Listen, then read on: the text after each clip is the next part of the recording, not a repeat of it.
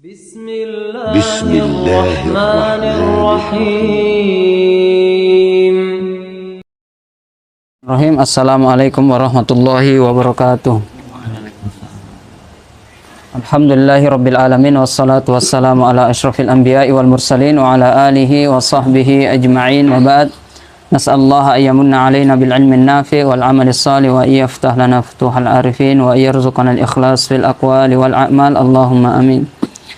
Insyaallah kita lanjutkan kajian kitab Ayyuhal Walad lil Imam Al-Ghazali rahimahullahu ta'ala.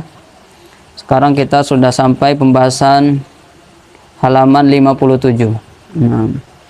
Yang dimana pembahasan hari ini masih berkaitan dengan Qiyamul Lail, dan pertemuan yang lalu juga ya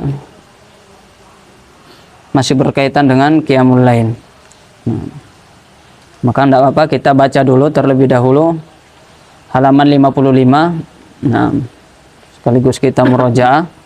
Qala al-musannif rahimahullahu ta'ala, ayyuhal walad law kana al-ilmu al-mujarrad kafiyan laka wa la tahtaju ila amalin siwahu lakana nida'ullahi ta'ala hal min sa'ilin hal min mustaghfirin hal min ta'ibin dha'i'an bila fa'idatin. Wa ruya anna jama'atan minas sahabati ridwanullahi alaihim ajma'in zakaru Abdullah ibn Umar inda Rasulillah sallallahu alaihi wasallam faqala ni'mar rajulu huwa law kana yusalli bil lail. Wa qala alaihi salatu wassalamu li rajulin min ashabihi ya fulan la tuksirin nawma bil laili fa inna kasratan nawmi bil laili tad'u sahibahu fakiran yaumal qiyamati. Nah, yang dimana kesimpulan daripada nasihat halaman 55 dengan judul bukti nyata bahwa dengan ilmu semata tidak cukup untuk mengantarkan seseorang pada keridhaan Allah Subhanahu wa taala dan tidak cukup untuk memasuki surganya Allah Subhanahu wa taala. Maka di sini masih berkaitan dengan bagaimana ya kita ketika kita menuntut ilmu, maka tujuannya adalah bagaimana kita mengamalkan ilmu yang kita tuntut, yang kita pelajari. Dan salah satu bukti terbesar bahwa kita benar-benar ingin mengamalkan ya ilmu kita yaitu dengan qiyamul lail. Nah, bahkan di sini dikatakan seorang itu ketika banyak tidur di malam hari maka dia akan menjadi fakir, orang yang sangat fakir yaumal qiyamah, pada hari kiamat. Kenapa? Fakir bil hasanat. Dia menjadi apa? Miskin dengan kebaikan, miskin dengan pahala. Kenapa? Karena li'annal lail mau'idul munajat. Karena pada waktu malam itu adalah waktu untuk bermunajat kepada Allah Subhanahu wa taala. Karena di malam hari itu al-waktu lil muhasabah. Waktu untuk bermuhasabah, beristighfar kepada Allah Subhanahu wa taala, menyesali dosa-dosa kita. Kenapa dia menjadi fakir? Karena di waktu malam itu adalah mau'idun lil qiyam. Waktu untuk qiyamul lail, mau'idun lit tilawah, waktu untuk membaca Al-Quran, di mana pada waktu itu banyak sekali orang-orang yang tertidur. Maka orang-orang yang terbangun di malam hari dan berjumpa dengan Allah, bermunajat dengan Allah Subhanahu wa taala di malam hari, ini membuktikan atau salah satu bukti terkuat bahwa orang itu adalah orang yang sangat-sangat mencintai Allah Subhanahu wa taala. Jadi ini adalah bukti cinta. Kemudian sekarang kita masih melanjutkan apa yang berkaitan dengan bagaimana seorang itu mengamalkan ilmunya. Terkhusus bagaimana dia ya bangun di malam hari untuk qiyamul lail, menghidupkan malam-malamnya dengan ibadah. Sekarang kita pindah ke halaman 57. Nah, tapi sebelum itu kita baca dulu di pojok kanan bawah. Di situ ada perkataan daripada Al-Imam Sahal At-Tusturi. Naam, rahimahullahu ta'ala. Nah, dia berkata, manusia itu ibarat mayat kecuali yang berilmu. Jadi semua manusia ini ibaratnya seperti mayat yang berjalan. Dan ini juga yang sebagaimana disampaikan oleh Al-Imam Syafi'i rahimahullahu ta'ala, bahwasanya ketika ada orang yang tidak mau menuntut ilmu, maka fakabbir alaihi arba'an, maka bertakbirlah kepadanya sebanyak 4 kali. Artinya apa? Ya, tidak ada beda dia atau manusia itu ketika tidak menuntut ilmu, itu tidak ada bedanya dengan ya mayat atau bangkai yang berjalan. Nah, kemudian di sini dikatakan, dan orang yang berilmu itu laksana pemabuk kecuali yang mau beramal. Orang yang berilmu. Tadi semua manusia ini mayat kecuali yang berilmu. Kemudian semua yang berilmu itu ya sama dengan laksana pemabuk, seperti orang yang mabuk. Kecuali siapa? Kecuali orang yang beramal atau orang yang mengamalkan ilmunya. Kemudian di sini dikatakan, dan semua orang yang beramal itu tersesat kecuali yang bersikap ikhlas. Nah, jadi di sini ada 3 tahapan. Yang pertama adalah semua manusia itu seperti mayat kecuali yang menuntut ilmu, kecuali yang berilmu. Kemudian semua orang yang berilmu ya seperti orang yang mabuk, tidak sadarkan diri, nah sampai dia beramal. Dan semua orang yang beramal dia akan tersesat sampai dia ikhlas di dalam beramal. Kenapa dikatakan tersesat? Ya karena dia tidak ikhlas. Apa artinya ikhlas? Yang seperti ya sering kita katakan di sini bahwasanya beribadah itu atau beramal soleh itu seperti mengirim paket, Kalau alamatnya salah, ya kita beramal dan kita memperuntukkan amalan ini untuk pujian manusia atau untuk mendapatkan jabatan atau kenikmatan duniawi, maka sesungguhnya amalan itu akan sampai kepada pujian manusia. Nah, akan mendapatkan kenikmatan duniawi, akan tapi tidak bakalan sampai kepada Allah Subhanahu wa taala. Akan tapi ketika seorang itu beramal, kemudian ketika dia beramal, dia mengirimkan amalan itu dan alamatnya kepada Allah Subhanahu wa taala, maka insya Allah amalan soleh itu juga akan sampai kepada Allah Subhanahu wa taala. Kalau kita ngirim paket, yang paling kita perhatikan adalah alamatnya, karena salah alamat artinya tersesat, tidak bakalan sampai. Maka sama ketika kita beramal, maka yang perlu kita perhatikan adalah sebelum kita beramal itu, sebelum kita kirim amalan itu, maka yang perlu kita perhatikan adalah untuk siapa amalan ini saya kirim, kepada siapa amalan saya ini saya kirim. Ketika kita alamatnya untuk Allah, insya Allah akan sampai kepada Allah. Tapi kalau alamatnya untuk pujian manusia, nanti sampainya kepada pujian manusia, akan tapi tidak bakalan sampai kepada Allah Subhanahu wa taala. Itulah yang dikatakan dengan tersesat. Tidak bakalan sampai kepada Allah Subhanahu wa taala. Kemudian kita lanjut di sini, tema kita hari ini di sini berjudul kedudukan ahli ibadah. Kedudukan ahli ibadah. Orang yang taat, kemudian pemohon ampunan, dan orang yang lalai. Di sini dikatakan kedudukan ahli ibadah, orang yang taat, pemohon ampunan, dan orang yang lalai. Dan biasanya orang yang dosanya sedikit itulah yang sering meminta ampun kepada Allah Subhanahu wa taala. Orang yang dosanya sedikit itulah yang tidak merasa nyaman dengan dosa-dosanya. Akhirnya dia sering beristighfar, bertaubat, memohon ampun, menyesali dosa-dosanya, menangis kepada Allah Subhanahu wa taala atas dosa dan kesalahan yang dia lakukan. Itu siapa? Orang yang sedikit dosanya. Jadi orang yang sedikit dosanya itu biasanya dialah yang paling takut dengan dosa. Akan tapi orang itu kalau sudah banyak dosanya, bahkan dosa itu sudah menjadikan hatinya itu tertutup, terkunci rapat-rapat, dan menjadikan hatinya itu adalah hati yang hitam, hati yang keras, summa qasat qulubukum. Bahkan lebih keras daripada batu, maka nanti akhirnya la ya'rifu ma'rufan wa la yunkiru munkaron. Maka hati kalau dia sudah keras, dia sudah menghitam, maka hati itu tidak lagi bisa membedakan mana yang baik dan mana yang buruk, mana yang ma'ruf dan mana yang mungkar. Akhirnya ketika dia melakukan dosa ya biasa-biasa saja. Itu yang paling berbahaya. Ketika orang itu sudah sampai level ini, ya melakukan dosa tapi tidak sama sekali merasa berdosa dan biasa-biasa saja seperti itu, tidak merasa bersalah. Bahkan tidak pernah beristighfar, memohon ampun kepada Allah, seakan-akan dia itu hidupnya bahagia dan seterusnya, maka ini yang paling berbahaya. Inilah yang dinamakan dengan istidraj. Bahkan ketika mungkin di dunia ini diberikan banyak nikmat atau kenikmatan duniawi, diberikan harta, diberikan jabatan, ya diberikan dilancarkan bisnisnya dan seterusnya. Akan tetapi kalau dia tidak merasa, sudah tidak terganggu dan sudah merasa nyaman dengan dosa-dosa yang dia lakukan, maka inilah hakikat daripada siksa yang paling pedih.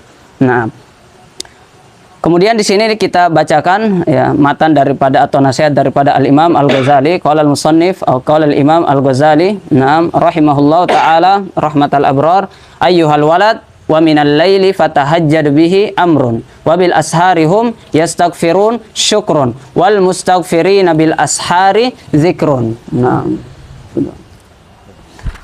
Jadi di sini dikatakan ayyuhal walad wa minal laili fatahajjad bihi amrun wa bil asharihum yastaghfirun syukrun wal mustaghfirina bil ashari dzikrun. Artinya, wahai ananda, firman Allah Subhanahu wa taala, dan pada sebagian malam hari bertahajudlah kamu. Nah, ini merupakan perintah Allah Subhanahu wa taala. Kemudian firman Allah Subhanahu wa taala, dan di waktu sahur mereka selalu beristighfar, memohon ampunan. Ini dalam surat Az-Zariyat. Kemudian juga firman Allah ini adalah syukur. Nah, sedangkan firman Allah Subhanahu wa taala, dan yang memohon ampunan di waktu sahur ya, adalah zikir. Nah, ini ada 3 potongan. Yang pertama adalah wa minal laili fatahajjad bihi amrun. Nah, ini ayat yang apa? Yang sempurna adalah wa minal laili fatahajjad bihi nafilatal lak asa ayyab'atsaka rabbuka maqamam mahmuda. Ini dalam surah Al-Isra. Wa minal laili fatahajjad bihi nafilatal laka asa ayyab'atsaka rabbuka maqamam mahmuda. Nah, di sini kita baca dulu. Nah, ini kita baca halaman 58. Catatan kaki nomor 31 di bawah. Nah, di situ ada penjelasannya. Halaman 58, catatan kaki nomor 31. Di sini dikatakan ayat lengkapnya yang berarti, dan pada sebagian malam hari, wa minal laili fatahajjad bihi nafilatal lak.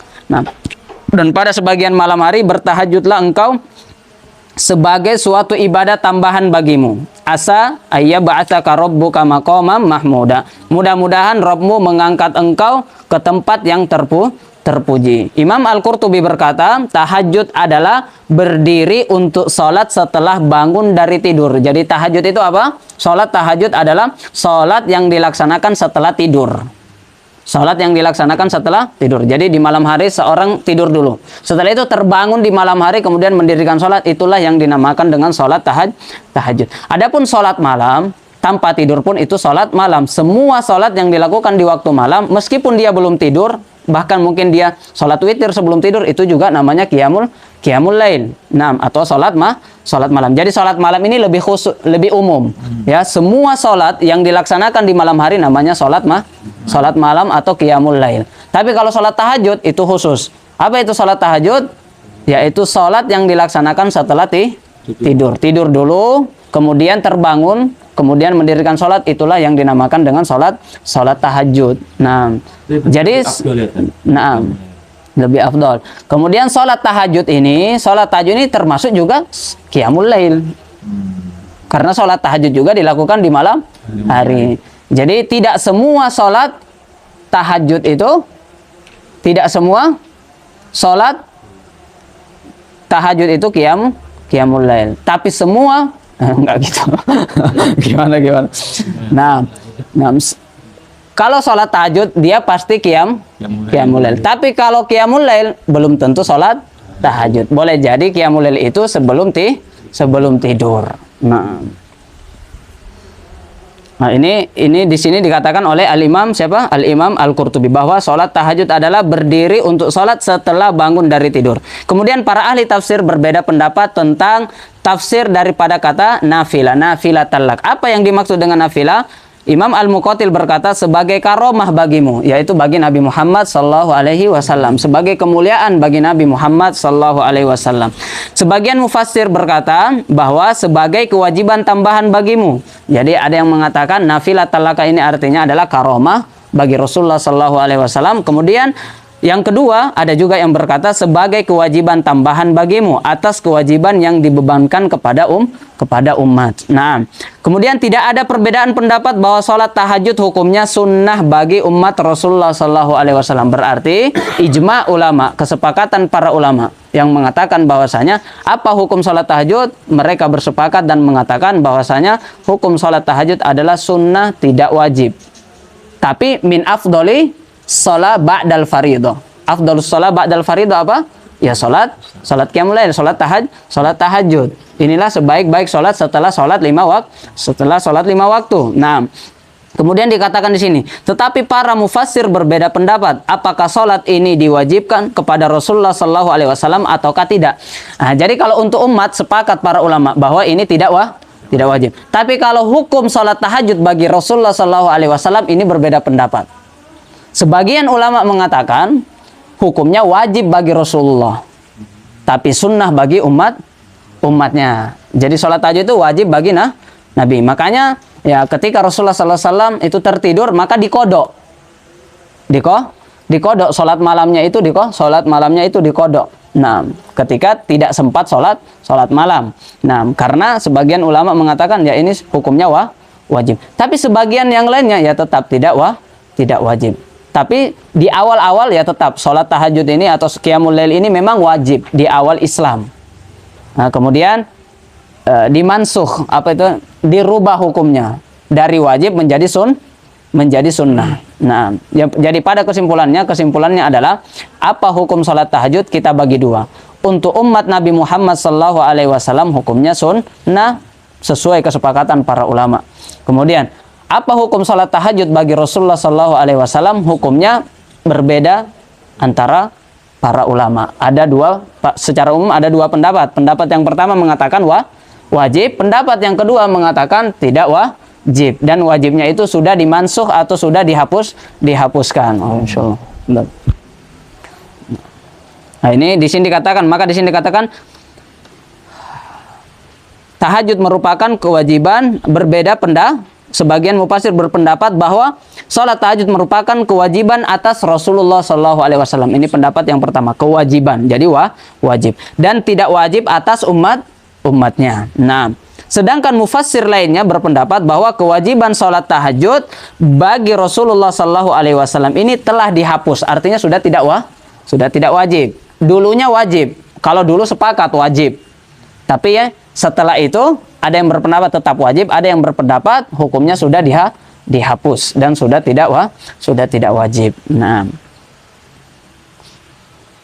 maka di sini juga sebagian kita ketika kita melihat di sini berarti hukumnya ini Rasulullah Shallallahu Alaihi Wasallam ini ya ada yang menghukumi, sebagian mufassir mengatakan ini wajib, maka ya kita sebagai seorang dai, sebagai seorang penuntut ilmu juga ya jangan sampai kita meninggalkan yang namanya qiyamul lail. Nah, qiyamul lail. Seorang dai itu aib bagi, kalau orang awam tidak qiyamul lail itu ya masih wajar. Itu orang awam, yang penting tidak maksiat. Tapi kalau seorang dai, pendakwah tidak qiyamul lail itu termasuk aib. Kenapa? Karena ini adalah da'bus sholihin. Karena ini adalah kebiasaan para sholihin. Nah, semua orang-orang yang benar-benar jujur mencintai Allah Subhanahu wa taala, yang benar-benar soleh, para salaf kita, para pendahulu kita, pasti mereka kebiasaannya adalah qiyamul lail. As-salihuna nam yahunnuna ilal lail. Mereka itu sangat-sangat merindukan yang namanya malam hari. Nah, kama tahinnu tuyuru ila aukariha, sebagaimana burung-burung itu merindukan sangkarnya atau sarangnya. Nah, seperti itu. Nah, jadi kita itu kalau mau mengikut para solihin, para salaf, para pendahulu kita, maka hendaknya kita juga mencintai malam hari. Kenapa? Karena disitulah kita bisa ya bermesraan dengan Allah Subhanahu wa taala. Nah, ini potongan yang pertama. Wa minal laili fatahajjad bihi amrun. Ya, amrun di sini artinya apa? Perintah. Dan asal dari perintah adalah wajib. Nah, asal daripada perintah adalah wajib. Nah, dan di sini dikatakan asa. Asa di sini bukan litarroji, tapi asa ayya ba'atsaka rabbuka maqamam mahmuda. Biasanya itu asa artinya apa? Semoga. Tapi di sini artinya apa? Litahakkuk. Pasti, ya pasti, bukan lagi berarti semoga. Nah, tapi artinya apa? Pasti Allah Subhanahu wa taala akan membangkitkan dia ke derajat yang tinggi. Berarti ini salah satu faidah daripada qiyamul lail, bahwasanya siapa yang menginginkan kemuliaan, derajat, kedudukan yang tinggi, yaitu di akhirat kelak, maka hendaklah dia bangun di malam hari untuk tahajud. Nah, untuk salat tahajud. Nah, ini yang pertama. Kemudian potongan yang kedua, wabil asharihum yastaghfirun. Nah, syukrun. Nah, di sini dikatakan Dan pada waktu sahur mereka itu selalu senantiasa beristighfar, memohon ampun kepada Allah Subhanahu wa taala. Ini termasuk apa? Sebagai bentuk rasa syukur seorang hamba kepada nikmat-nikmat Allah Subhanahu wa taala. Yang pertama, apa itu syukur?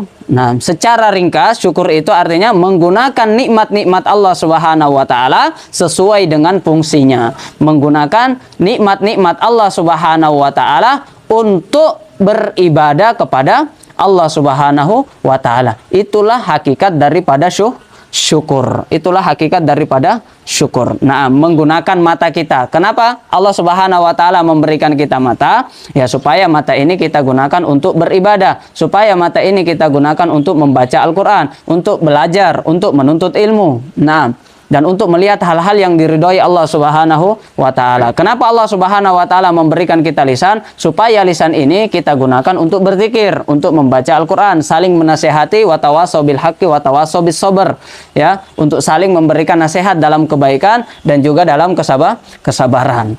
Nah, bukan digunakan untuk apa? Untuk selainnya, untuk mendurhakai Allah Subhanahu wa taala, bukan digunakan untuk menghina orang, menggibah orang. Berarti ini tidak bersyukur namanya. Diberikan lidah tapi tidak digunakan lidahnya untuk bersyukur. Diberikan telinga ya untuk apa? Untuk mendengarkan murattal, untuk mendengarkan kajian dan seterusnya. Nah, mendengarkan nasihat, mendengarkan hal-hal yang baik dan seterusnya. Ya, itu namanya bersyukur dengan telinganya. Dan Allah, berapa banyak nikmat yang diberikan Allah Subhanahu wa taala, semakin banyak nikmat itu berarti semakin bertambah kewajiban kita untuk bersyukur dan beramal soleh. Nah, ini yang dimaksud dengan syukur. Nah, jadi di sini dikatakan bahwasanya Nabi Shallallahu Alaihi Wasallam itu pernah sholat ya di malam hari. Saya bacakan hadisnya. Di sini dikatakan Anil Mughirah bin Syu'bah, Naam radhiyallahu anhu qala qama Nabi sallallahu alaihi wasallam hatta tawarramat qadamahu. Jadi Rasulullah sallallahu alaihi wasallam pada suatu hari salat sampai salatnya itu saking panjangnya, ya salatnya itu sampai menjadikan kakinya itu bengkak. Nah, saking panjangnya salat Nabi. Siapa di sini ya yang pernah salat sampai kakinya bengkak? Nah, ya belum ada kan? Tapi Rasul kita, Nabi kita ya. Kalau kita ya mungkin bengkaknya karena apa? Karena main bola, karena asam urat mungkin ya. Bengkaknya yang gitu-gitu aja. Kenapa kakinya bengkak? Ya asam urat. Kenapa kakinya bengkak? Ya karena tadi main bola, jatuh dan seterusnya. Nah, gitu aja, bukan karena sholat. Berbeda dengan Nabi alaihi salatu wassalam. Jadi kakinya itu sampai bengkak saking panjangnya sholat yang didirikan oleh Rasulullah sallallahu alaihi wasallam. Faqila lahu atatakallafu hadza wa qad ghufira laka ma taqaddama min dzambika wa ma ta'akhkhar. Nah, kenapa engkau sholat sepanjang ini wahai Rasulullah? Sedangkan dosa-dosamu yang lalu, dosa-dosamu yang akan datang sudah diampuni oleh Allah Subhanahu wa taala. Engkau adalah makhluk yang paling mulia. Nah, kenapa engkau menangis wahai Rasulullah? Kenapa engkau sholat dengan panjang wahai Rasulullah sallallahu alaihi wasallam? Kenapa? Nah, apakah kamu takut dengan neraka? Ya sudah, Rasulullah itu haram api neraka itu menyentuh kulit Rasulullah sallallahu alaihi wasallam. Bukan karena takut api neraka Rasulullah sallallahu alaihi wasallam sholat.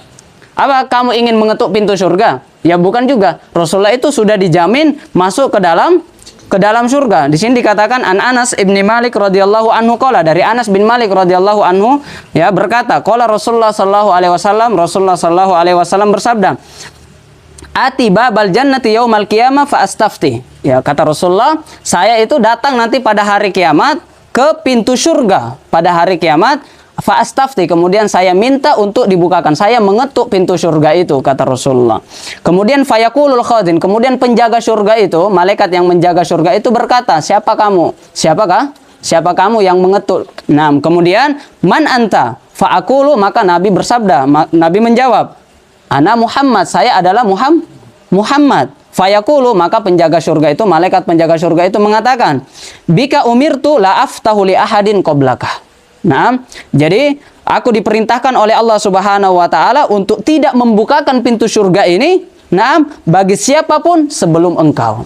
Jadi saya tidak bakalan membuka pintu surga ini kecuali untuk Nabi Muhammad sallallahu alaihi wasallam. Artinya siapa yang paling pertama masuk ke dalam surga? Yaitu Nabi kita, Nabi Muhammad. Berarti kenapa dia sholat panjang? Bukan karena dia ingin masuk masuk surga. Bukan karena dia takut api neraka. Bukan. Kenapa dia menangis? Bukan karena apa? Bukan karena takut akan dosa-dosanya. Karena Allah Subhanahu wa taala sudah berjanji untuk mengampuni dosa-dosa yang lalu dan dosa yang akan datang. Dan dia adalah maksum.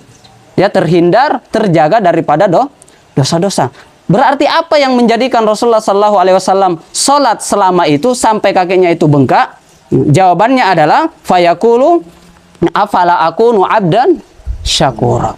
Nah, tidakkah aku ingin menjadi hamba yang pandai bersyukur, yang banyak bersyukur. Kalau syakir, nah kalau dalam bahasa Arab itu ada namanya syakaro yashkuru, naam, yaitu bersyukur, kata kerjanya.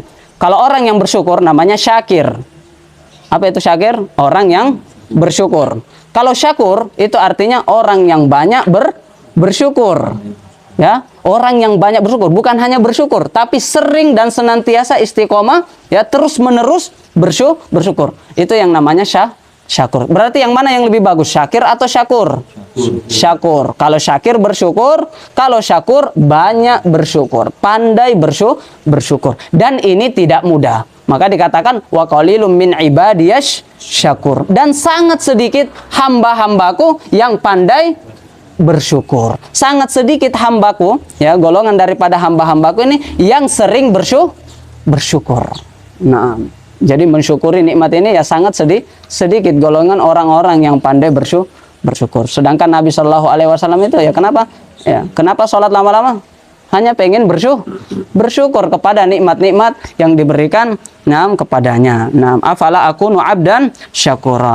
Maka duduk ini ya Allah Subhanahu atau Rasulullah Sallallahu Alaihi Wasallam itu ya salat itu mendapatkan kenikmatan, mendapatkan mut'ah, mendapatkan ladzah, mendapatkan apa namanya rohah. Nah, mendapatkan beristirahat ketika dalam salat. Betah berlama-lama salat. Kenapa? Ya karena ketika salat disitulah dia dapat bermesraan dengan Allah Subhanahu Wa Taala. Apalagi di sepertiga malam, apalagi di tengah malam, ketika orang-orang lain pada tertidur, dia mampu ya berdua-duaan dengan Allah Subhanahu wa taala, duduk berlama-lama, salat berlama-lama ya bersama Allah Subhanahu wa taala. Inilah kenikmatan hakiki. Nah, maka kalau kita seorang lelaki ya sangat betah duduk dengan siapa? Dengan perempuan yang dicintainya. Dan begitu pula dengan sebaliknya. Seorang wanita sangat betah duduk berlama-lama dengan lelaki yang dicintainya. Seorang pedagang itu betah duduk lama-lama ketika dia untung, ya kan? Hitung uang itu ya untung,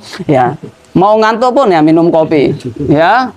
Minum kopi. Kenapa? Ada uang. Berarti ngitung uang itu sampai lupa waktu. Berdagang kalau untung itu banyak pembeli itu nikmat, gitu kan? Nah, bermesraan seperti itu.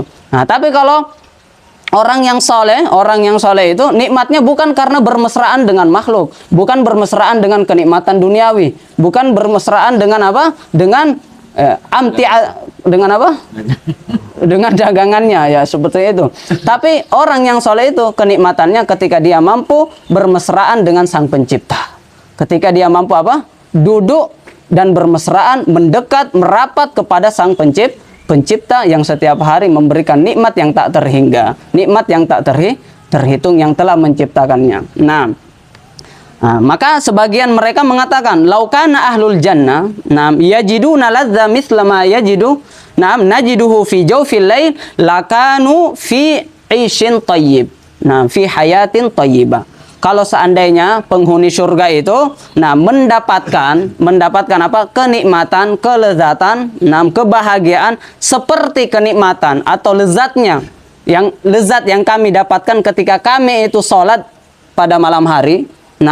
Maka sesungguhnya ahli jannah itu hidup dalam kehidupan yang sangat membahagiakan. Jadi mereka itu sebenarnya tertarik masuk surga itu bukan karena buah-buahan yang ada di surga. Mereka tertarik masuk ke dalam surga tidak menghayalkan pemandangan-pemandangan yang ada di surga. Ya, orang-orang yang benar-benar soleh yang mencintai Allah Subhanahu wa taala itu tertarik masuk surga itu bukan karena apa? Karena ada sungai yang mengalir, bukan karena pemandangan, bukan karena makanan, bukan karena bidadari. Kalau kita kan ya maunya masuk surga pasti di kepala kita bidadari, nanti buah-buahan, nanti ada makanan, nanti yang gitu-gitu aja.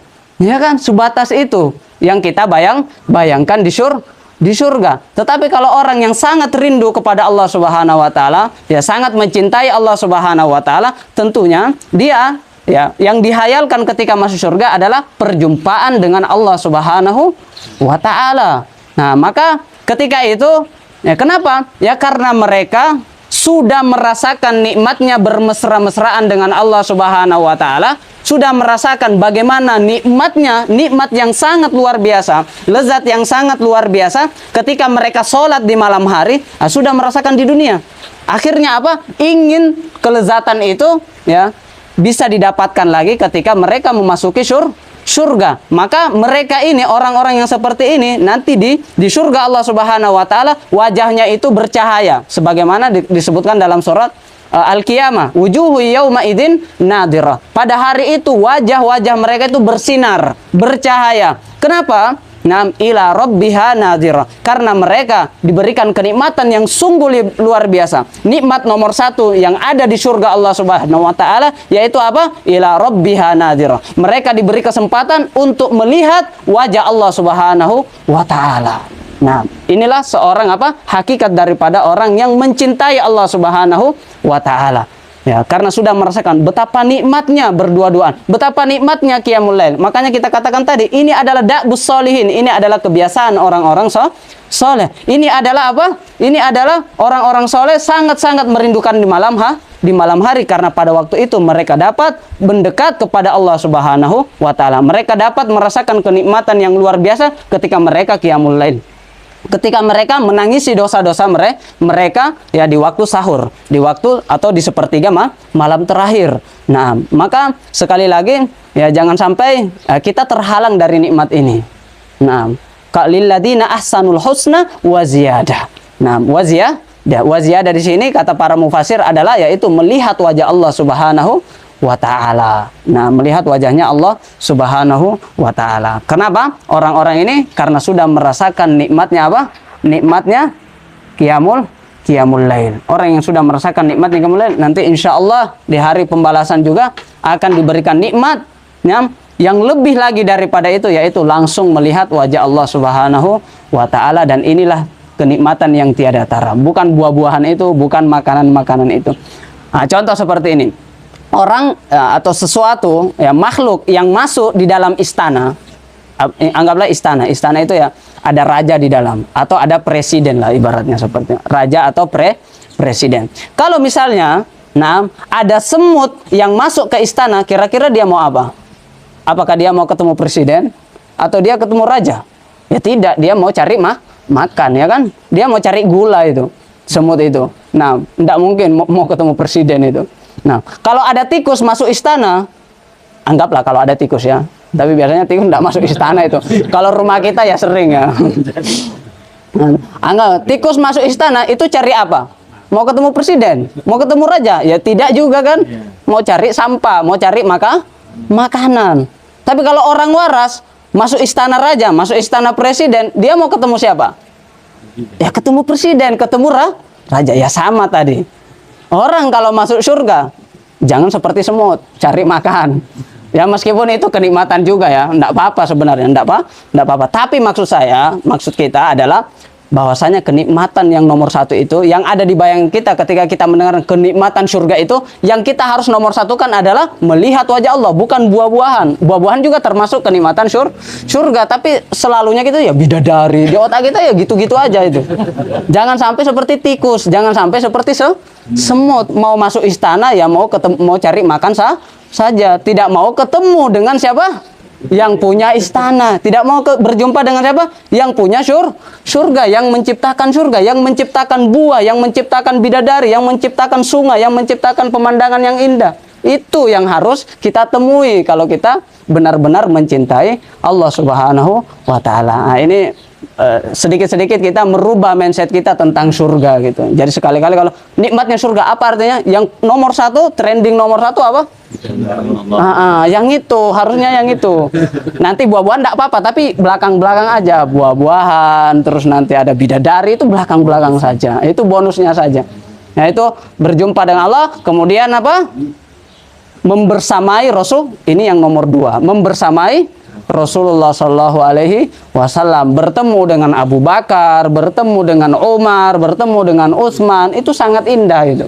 Nah, bertemu dengan siapa? Ali bin Abi Thalib, dengan istri-istri Nabi, nah, para imam, ulama, Imam Abu Hanifah, Imam Malik, Imam Syafi'i, Imam Ahmad, dan imam-imam yang lainnya. Itu yang dulu, itu yang kita harus bayangkan ketika kita mendengarkan kenikmatan-kenikmatan surga. Meskipun ada kenikmatan-kenikmatan yang lain tadi, ya, untuk semut tadi, ya kan? Ya, karena kalau kita masuk ketemu raja, ya kita juga terkadang nikmati makanannya kan, nikmati hidangan yang dihidangkan oleh raja. Nah, jadi ibaratnya seperti itu. Nah, kalau kita benar-benar cinta tuan rumahnya, cinta rajanya, ya kan? Kira-kira kalau kita punya tamu, kira-kira kita senang mana? Tamu yang mana? Tamu yang senang makanan kita doang atau tamu yang mencintai kita? Maunya kan tamu yang senang sama kita, ya kan? Nah, bukan hanya makanan yang kita hidangkan. Nah, yang bagus itu ya cinta dua-duanya. Nah, tapi tujuan dia datang ke rumah kita itu tujuannya apa? Karena dia pengen bertemu kita. Itu yang paling kita tunggu-tunggu. Nah, ini datang ke rumahku mau minum aja, ini mau makan aja, kan enggak bagus kesannya seperti itu. Ya kan? Ya sama itu, orang yang meminta surga di otaknya itu, di bayangannya itu adalah buah-buahan saja, bidadari saja, makanan surga saja, seperti itu. Nah, ini tentang apa? Tentang syukur. Nah, bagaimana kita senantiasa bersyukur kepada Allah Subhanahu wa taala. Nah, kemudian di sini dikatakan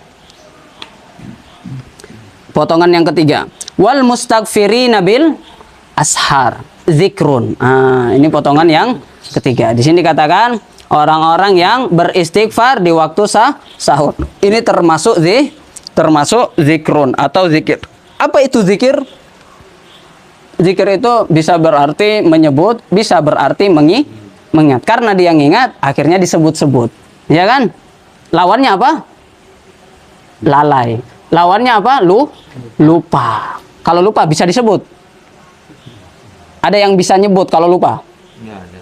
Sebut, lanjutkan ayat ini, tapi lupa, bisa sebut nggak? Ya nggak bisa, karena lupa. Kalau ingat bisa disebut-sebut. Nah, karena sering mengingat Allah, maka disebut Allahu Akbar. Allah Maha Besar, Subhanallah, Maha Suci Allah, Alhamdulillah, segala puji hanya bagi Allah, hanya milik Allah. Nah, ketika berbicara tentang zikir, maka di sini ada kaidah atau suatu hadis, suatu dalam riwayat dikatakan, man ahabba syai'an aktsara min zikrihi.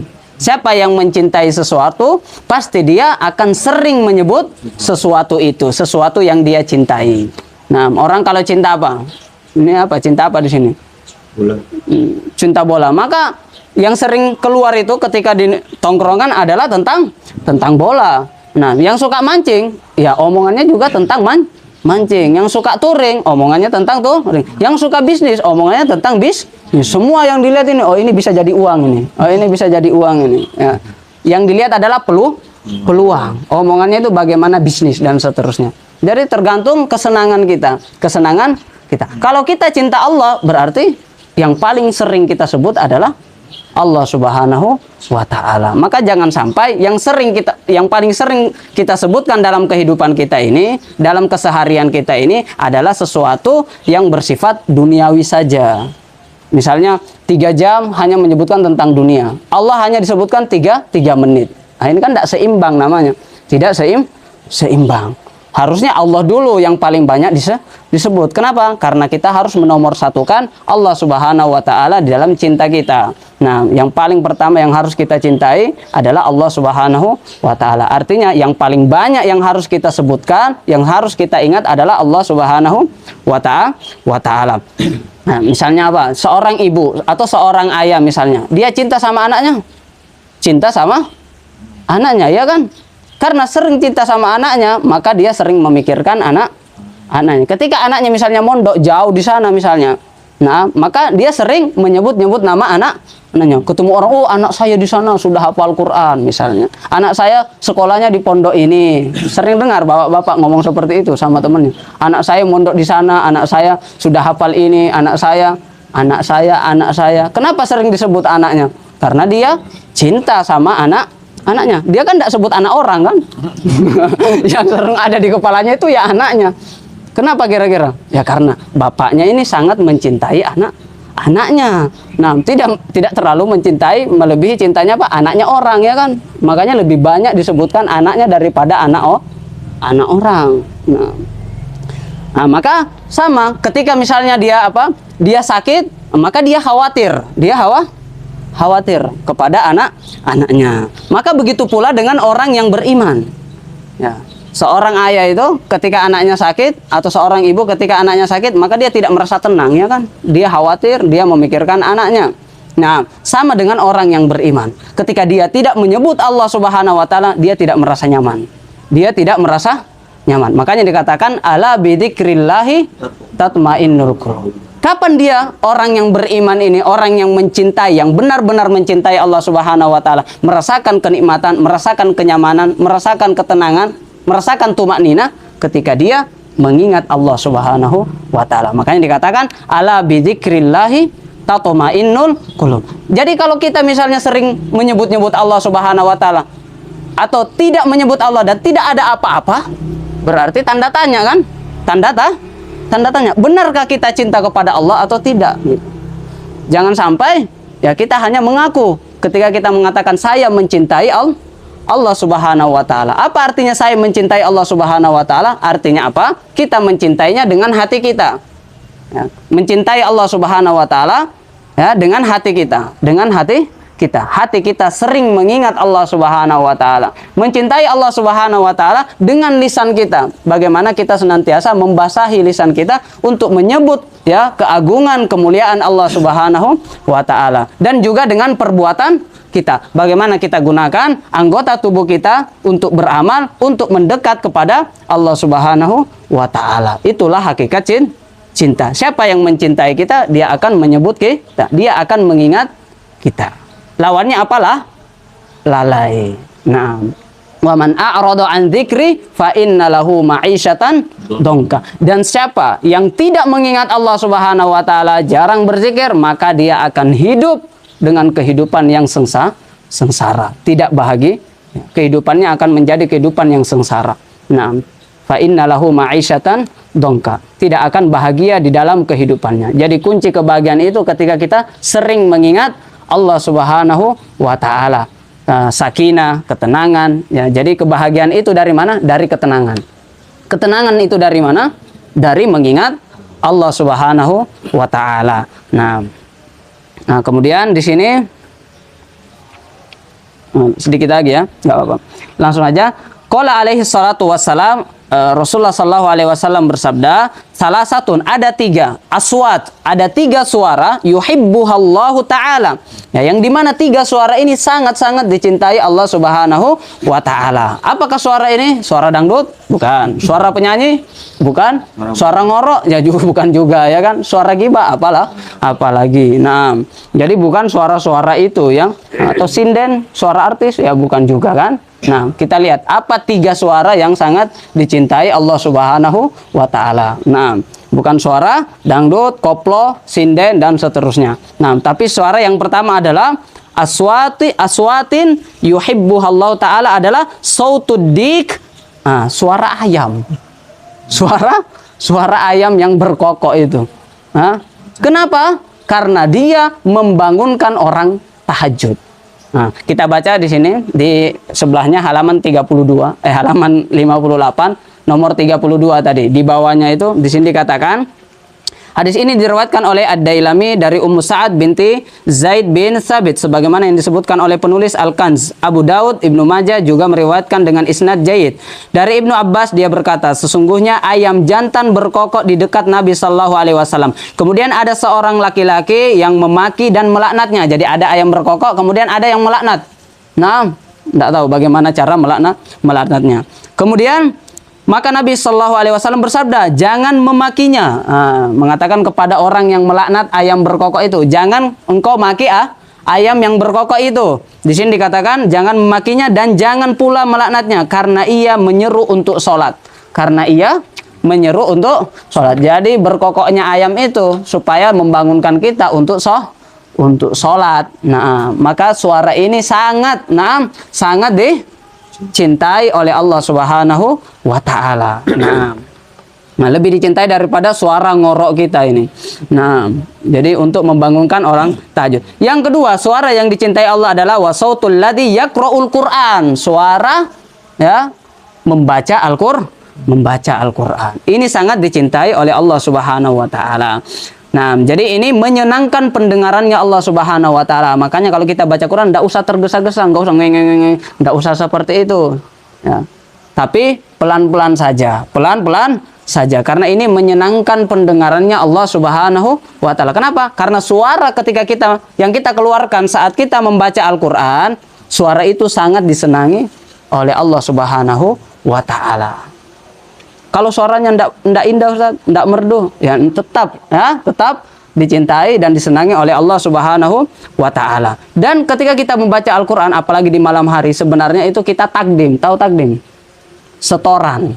Ya, setoran sama Allah langsung. Ya, biasa orang setoran sama musyrifnya kan, sama musyrif halakonya. Tapi ini setorannya langsung sama Allah Subhanahu wa taala. Nah, ketika setoran sama musyrif aja ya kita deg-degan itu. Nah, ya kan? Ketika kita setoran sama musyrif kita atau sama ustadz kita, enggak mungkin kan kaki kita gini-gini. Hah? Gitu kira-kira. Kenapa? Ya ada, kita menghargai kan? Kita setoran sama siapa? Sama ini setoran sama Allah kakinya gini, baca Quran. Ya, enggak beradab namanya, iya kan? Tapi selalunya kita seperti itu. Kalau setorannya sama musyrif, duduknya bagus gitu. Seperti ini atau bagaimana, ya kan? Enggak aneh-aneh pakaiannya bagus, rapi gitu. Terus enggak banyak tingkah. Tapi kalau setorannya sama Allah, tidak disetor sama musyrif. Nah, setorannya sama Allah, ya, kakinya selonjoran, ya, pakaiannya berantakan, gayanya ya kaki di kepala di kaki ya. Pokoknya ya tidak beradab. Ya sama, kalau kita tidak setoran sama, setiap kita membaca Quran itu artinya apa? Ketika itu kita setoran sama Allah Subhanahu wa taala, maka adab kita itu perlu dijaga ketika kita baca Quran. Dan bayangkan bahwa suara ini adalah suara yang sangat disenangi oleh Allah Subhanahu wa taala. Nah, kemudian yang ketiga adalah wasautul mustaghfirina bil ashar. Adalah suara seorang yang menangis, yang merintih, ya, menangisi dosa-dosanya di waktu sahur. Nah, jadi orang menangis. Nah, inilah juga termasuk orang yang akan mendapatkan naungan. Ya, naungan apa yang didapatkan? Bukan naungan pohon. Nah, bukan juga naungan bangunan, tapi naungan apa? Naungannya arsy Allah Subhanahu wa taala. Pada hari itu tidak ada lagi naungan kecuali naungannya Allah Subhanahu wa taala ketika matahari itu sangat dekat dengan manusia, ya. Ketika panas yang luar biasa, ya, sekarang ini aja sangat panas ini, padahal matahari ini sangat jauh ini. Sangat jauh. Bagaimana lagi di padang mahsyar. Siapa yang akan mendapatkan naungan itu? Adalah apa? Di antaranya adalah rajulun zakarallahu khalian fafadat ainahu. Adalah seorang yang ketika dia menyendiri, dia menangis, ya, menangisi dosa-dosanya, kemudian dia meminta ampun kepada Allah Subhanahu wa taala. Yang biasanya itu di waktu sahur, ketika dia menyendiri dan menangis. Nah, jadi berjuta-juta air itu, berliter-liter air itu, ya tidak mampu memadamkan api neraka. Tapi setetes air mata yang tumpah, ya, karena menyesali dosa-dosanya, dia bertobat kepada Allah Subhanahu wa taala. Satu tetes air mata yang tumpah karena menyesali dosa-dosa, kesalahan-kesalahannya, itu dapat memadamkan api neraka dan dapat, ya, menarik cintanya Allah Subhanahu wa taala. Maka sekali lagi, diusahakan di waktu sahur itu kita memperbanyak istighfar. Wabil asharihum yastaghfirun wal mustaghfirina bil ashar. Kita hendaknya apa? Amalan yang paling utama di waktu sahur itu sebelum azan subuh itu adalah beristighfar. Apalagi kalau misalnya nanti puasa, ya kan, nanti ada sahur itu. Nah, jangan, ya, kita lalai daripada beristighfar, karena itulah waktu yang paling, ya, afdol untuk kita beristighfar, bertobat kepada Allah Subhanahu wa taala, karena pada waktu itu Allah Subhanahu wa taala yanzilu rabbuna tabaraka wa taala ila sama'id dunya fi thulusil lail. Nah, di waktu sahur itu Allah turun di langit dunia dan kemudian Allah Subhanahu wa taala, ya, memanggil hambanya, hal min mustaghfirin.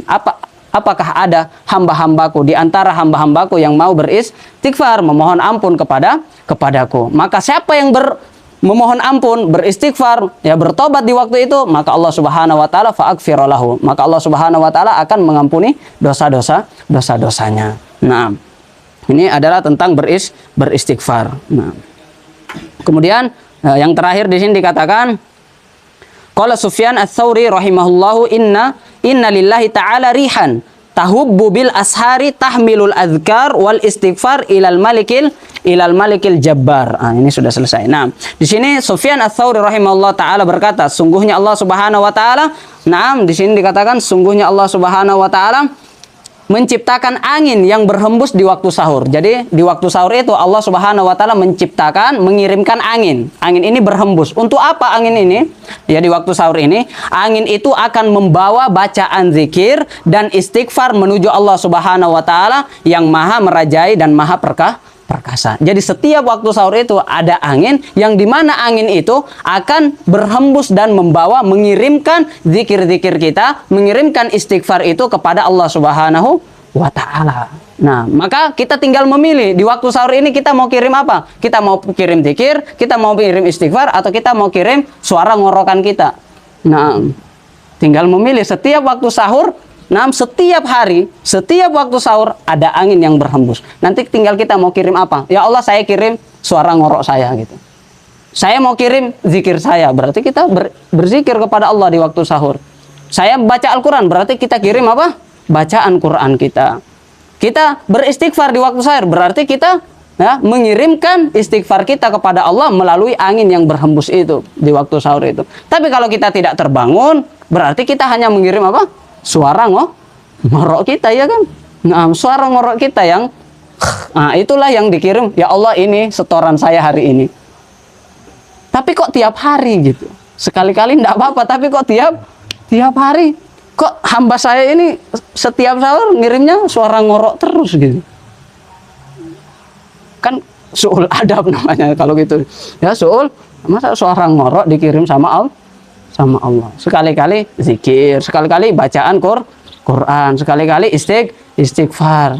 Nah, itu yang harus kita kirimkan. Nah, maka besok ini, malam ini, kita tinggal selalunya dihadapkan dengan dua pilihan. Kita mau ngirimkan zikir kita atau istighfar kita, atau kita ngirimkan suara ngorok kita, suara tidur kita. Nah, jadi setiap hari seperti itu. Nah, berarti kalau mau ngirim suara zikir bagaimana? Ya bangun.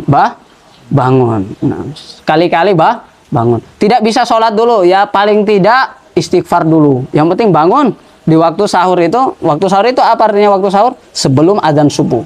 Paling tidak 15 menit, 20 menit enggak apa-apa. Enggak usah terlalu jam 2, enggak usah. Misalnya kalau sekarang subuhnya jam berapa? Jam 3 lewat berapa kalau sekarang? Jam 3:25. Jam 3:55. Anggaplah alarmnya itu jam 3:30 gitu aja. Jam 3:30. Bangun di 3:30 itu wudhu, kemudian zikir. Nah, atau paling tidak 1 rakaat dulu. 1 rakaat. Sholat witir. Aduh, saya belum terbiasa ini sholat tahajud misalnya. Paling tidak 1 rakaat witir itu. Nah, supaya kita masih dicatat bahwa di hari ini atau di malam ini si fulan masih termasuk orang yang qiyamul lail gitu.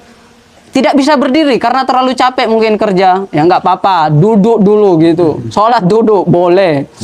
Kalau nggak bisa ya sholat dulu 1 rakaat sholat duduk. Nah, niatnya sholat witir.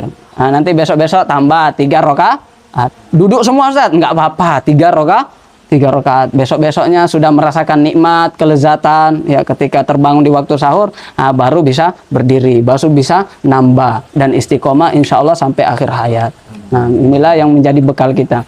Ya, kita semua ini tentunya nasihat untuk ya kami pribadi ya bagaimana kita jangan sampai hanya fokus berilmu, menghafal, mencatat, hadir kajian sana, hadir kajian sini, tetapi ternyata amalan kita tidak bertambah. Rugi kita tadi. Orang seperti apa? Orang yang berilmu tapi tidak beramal seperti orang yang mabuk, tidak sadarkan diri. Nah, mungkin ini yang bisa kita sampaikan pada kesempatan kali ini. Nah, semoga kita ya tercatat, diberikan rezeki oleh Allah Subhanahu wa taala untuk terbangun di setiap malam untuk bermunajat kepada Allah Subhanahu wa taala, berdoa, kemudian beristighfar kepada Allah Subhanahu wa taala. Nah, naktatim bi doa kafaratil majlis. Hamdika asyhadu an la ilaha illa anta astaghfiruka. Sallallahu ala sayyidina Muhammad. Syukran wa barakallahu fikum. Ilaikum minni atyabut tahiyya. Assalamualaikum warahmatullahi wabarakatuh.